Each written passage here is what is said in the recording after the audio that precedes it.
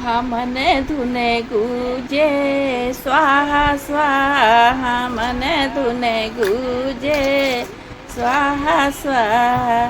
रिद्धि सिद्धि कहेली अपने पति से, रिद्धि सिद्धि कहेली अपने पति से, हमहु चलब सुने स्वाहा स्वाहा, हमहु चलब सुने स्वाहा स्वाहा। मन धुने गुजे स्वाहा स्वाहा।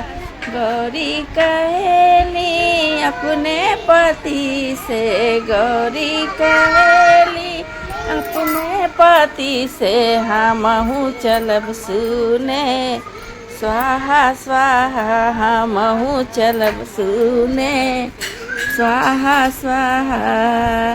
सीता कहेली अपने पति से, सीता कहेली अपने पति से, हमहु चलब सुने स्वाहा स्वाहा, हमहु चलब सुने स्वाहा स्वाहा। मन धुने गुजे स्वाहा स्वाहा, मन धुने गुजे स्वाहा स्वाहा।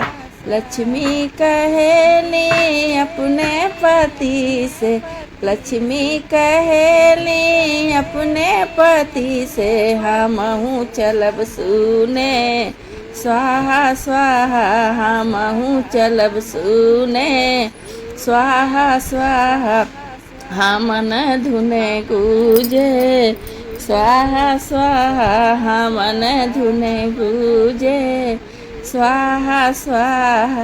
राधा कहेली अपने पति से, राधा कहेली अपने पति से, हमहु चलब सुने स्वाहा स्वाहा, हमहु चलब सुने स्वाहा स्वाहा। मन धुने गुजे स्वाहा स्वाहा, मन धुने गुजे स्वाहा स्वाहा। अंजनी कहेली अपने बेटा से, अंजनी कहेली अपने बेटा से, हमहु चलब सुने स्वाहा स्वाहा, हमहु चलब सुने स्वाहा स्वाहा, हमहु चलब सुने।